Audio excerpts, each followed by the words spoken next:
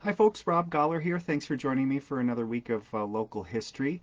For those of you who might be new, we talk each week. I host a live stream of very informal about questions you're asking me or things I've come across in my research, and like to chat a little bit less formally than I do when I write about it for my monthly newspaper column or the books that I'm working on. So it gives us a great chance to talk a little more informally about local history.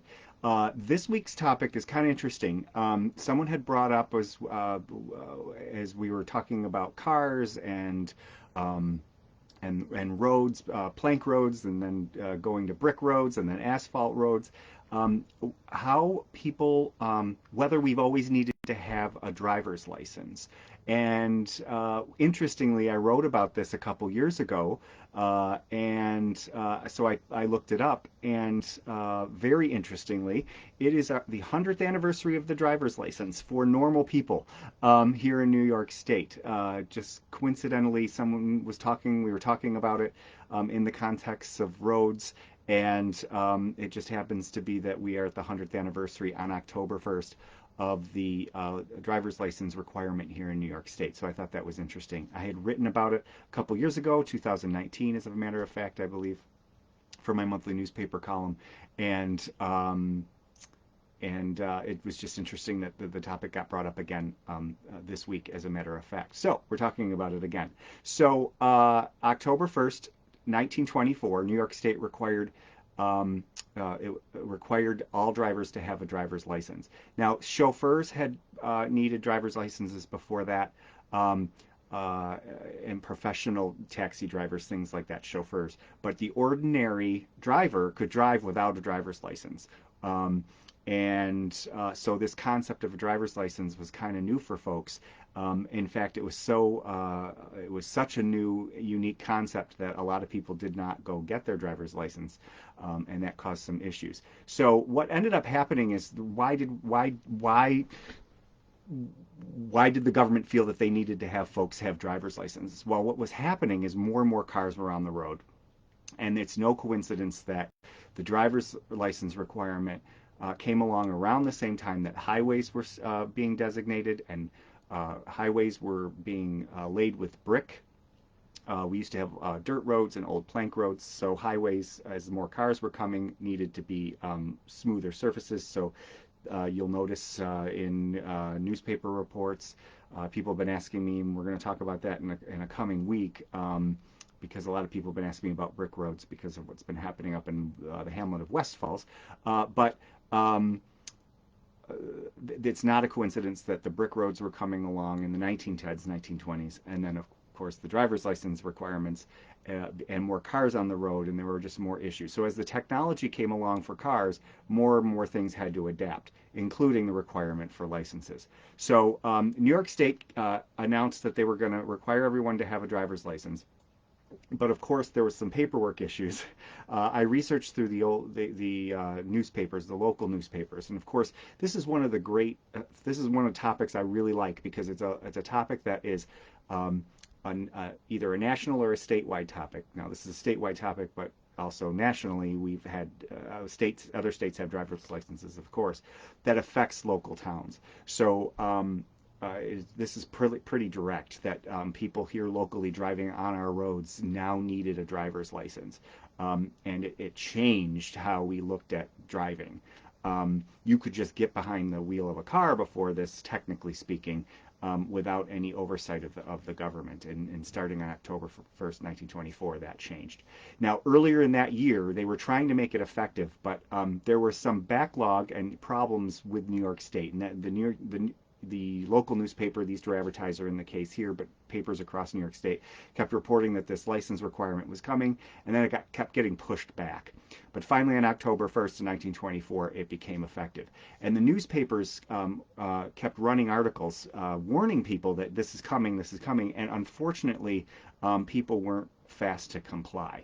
So first things first, in order to get a driver's license back in 1924, you had to be 18 years old, and it cost $1 a year, and then to renew it. So the first licensing fee was $1, and then to renew it each year was 50 cents. So not a lot of money, even if you adjust it for inflation, to get a driver's license. What I found interesting is in the first round of this law, all driver's licenses were renewable on July 1st, and of course that probably didn't last very long, for good reason, because if everybody, as more and more drivers are coming on the road and more licenses are being issued, you can't have everybody's driver's license being renewed on the same day. It just causes so many problems. So then they went by birthday. There were actually cases like dog licenses, going through the municipal clerk's offices. They were all due on the same day, and then eventually they decided to change it so it was, as you got the license, it was renewable after a year to spread out the renewals throughout the year rather than having everybody come in at the same time. There were, in order to get your license to begin with, you had to go either to downtown Buffalo to go get a license. There was no DMV back then, so there was a licensing bureau that they had set up, and you could get your driver's license by going down to Buffalo, or they had set up license locations, municipal offices where you could go get your driver's license. So 18 years old, and it cost you 50 cents the first time around. Now, you didn't need a driver's test to get your driver's license the first time around. You just had to have someone attest, or you attested yourself, that you had been driving for more than 30 days that first round. So they were assuming that if you had more than 30 days of experience driving a car, that you would pass the test. Whether or not that's true, that's up for debate, but that's the bar they set. So if you were driving more than 30 days and you could attest to that, you swore under oath, essentially by filling out your form, that you could that you had been driving for more than 30 days, you could get your driver's license. Now, new drivers, similar to today, you had to have experience driving with a licensed driver. So there wasn't necessarily a permit process, but you had to have a practice period before they'd give you your license. So the people who were getting their license in 1924 who were already driving were pretty much grandfathered into having a driver's license, and after that you did have to practice and take a test. Um, and so you had to have a good driving record. So they actually had a clause in the law that if you were in an accident or had gotten in trouble while driving, that they could legally take your license away. So the first licenses did not have your photograph. This was 1924, so there was no photograph. It had a description of yourself, but no photo. And the state tax commissioner was actually the one in charge. They didn't have a Department of Motor Vehicles there, so the tax commissioner was issuing the documents, collecting the money, and it was set up through local offices. So that's what was happening in 1924. Now, as the end of September was coming along, the commissioner and officials were realizing that not enough people were signing up, were getting their driver's licenses, and in fact there was an incredible amount of they believed. Now, see, this was the other issue, because they didn't have licenses. They had really no idea how many people were able to drive, technically speaking. They had estimates of how many people were on the road driving. So they had estimated from the research that I had done and seen in newspaper articles that 1.5 million, 1.5 million operators outside of New York City. That's a lot of people. And that only 400,000 of those had obtained their licenses by the last week of September. So 1.5 million people driving, and only 400,000 people were had already been licensed. And they had said that they would have had to issue 133,000 licenses per day in order to complete the task by October 1st. So not everybody completed their licenses. So they had to hire additional people to process all these driver's licenses. That's probably one of the reasons that they went to your birthday rather than everybody renewing the same day, because people did wait to the last minute. And there were in the newspaper, in the Easter Advertiser and weekly newspapers across the state, there were warnings from the sheriff saying that if you are caught without a driver's license, they will arrest you. So they weren't kidding. They were pretty much adamant that you were to get your driver's license. Now, New York State was not alone in the people procrastinating. There was actually Massachusetts and Missouri, I believe, were the first states to require driver's licenses in 1903. Um, and there were all sorts of different requirements and how you got them. Some places you could go to a gas station and get a driver's license. Um, and part of my research was I found out that Rhode Island in 1908 was the first to require a driver's test. Um, so and every state had people waiting to the last minute. So New Yorkers weren't alone, and actually they had in 1904. I'm just looking it up here in Boston, Massachusetts. They the police had stopped to they did sort of a compliance check to see how many people had their driver's licenses after Massachusetts was one of the first states to have driver's license requirement, and of the 234 motorists stopped, only 126 had their driver's license, and in the first year. So people were not getting their driver's license. That's less than half, right? 126, roughly. Half of the motorists did not have their driver's license. And the same was happening here in New York State, presumably, because people were waiting. So October 1st, happy anniversary to the driver's license in New York State. October 1st, 1924 was the deadline to get your driver's license. That doesn't mean everybody did.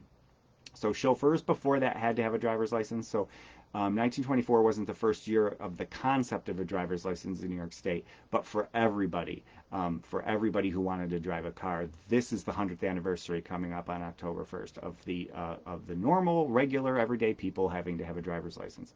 And then there was a great, and I'll put it up. I'll put a link to it. The New York Times a while back did an article of the evolution of the driver's license, and they have images of the different driver's licenses. So I hope I can find that, and I'll post it in the comment section. But very interesting of how when the first photographs were required and that sort of thing. After 1924, they started with junior licenses and the permitting, and so it's evolved since then. Now, I had noted in the little description of today's video of the controversy that surrounded this. Well, some people were just being lazy and they didn't want to get their driver's license. There were news reports of people just putting it off. Some people hoping that it would be delayed again. I think that was part of the problem, is the state had been telling people for so long to get their driver's license, and then they kept pushing back the requirement. So I think a lot of people thought, I'm not going to pay now. I'm going to wait until the state's serious about this before I go get my license. And so I think that was part of the problem, is the state was kind of crying wolf a little bit about the drop dead date. So I think that was some of it. There were a couple reports that I had found of people who just were against the idea of the state requiring a license to drive a car.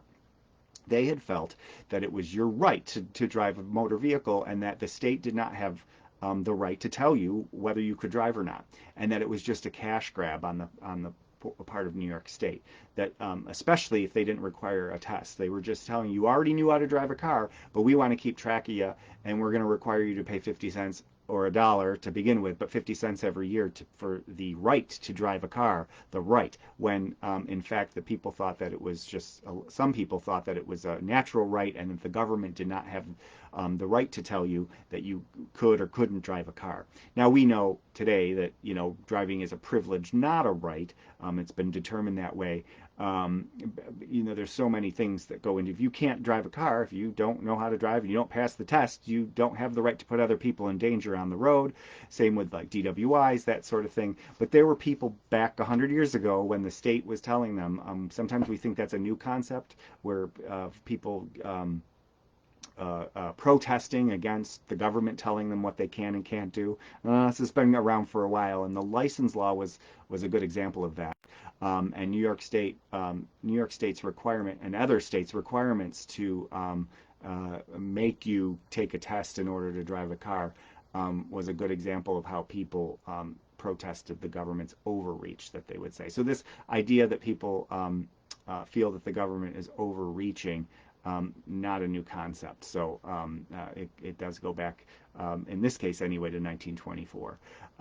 So along with the licenses, and I wrote about this, but as well, but they started. The state had for a bit had a driver's your license plate, and they used to give you a new license plate every single year, and you'd see these notifications in the newspaper that reminding you to get your new license plate. And then during wartime, they changed it where you had one plate and you just had to change a little decal on it. And then they got rid of that, and you got a license plate, and you kept it for as long as you either had a car or it fell apart or that sort of thing. They didn't steal the resources they needed for the war, and not for license plates. So that's what led for them changing why during World War II, why you didn't have to get a plate every year. But if you can Google and see how the license plates have changed, you can tell a car in some old pictures. You could tell the year of the picture based on the license plate on the car, because they changed the design of the license plate each year. So in each motorist had to get a new license plate each and every year. So you can tell the date of a photograph if you have a car in the picture based on the design of the license plate, because they did change every year. So that's quite interesting. So, but all these laws came about as more and more people were driving on the road, and the state, if you believe one group of folks, the state itself, that they needed to control safety. There were some issues with safety for sure. And then you had a small segment of people who were protesting, thinking it was just a cash grab on the part of the state, of the government. And some people were saying that if it was truly about safety, they would give away the licenses for free. But of course, there's a cost to administering the license system. So all those debates today about licenses and things and the DMV go back 100 years. So the reason we're talking about this today is someone brought it up in a conversation, but more importantly, October 1st, coming up next week, is the 100th anniversary of the requirement for driver's licenses in New York State. And we did not always need a driver's license. So there are people before 100 years ago could just get behind the wheel of a car, learn from somebody, but there was no government oversight of that process, which of course, as you could imagine, would lead to some issues, both insurance-wise, liability-wise, and there were car accidents. Also, during this period of time, you had the cars were sharing the road with horse and buggy still. And we have some great photographs of East Aurora, and in a lot of communities, you'll see some photographs of cars going down the street or being parked on the street, and horses and buggies sharing the road. And there were a whole bunch of safety issues as well with drivers and cars and automobiles. People weren't used to them. There were no crosswalks. There were no street lights at the time. Traffic lights, the stop and go. And so the streets are, believe it or not, we still have accidents, but they're much safer today because of the crosswalk systems. They didn't have those. And people didn't know the right-of-ways. They were working this all out. And so the 1910s and early 1920s, they were getting used to having vehicles on roads.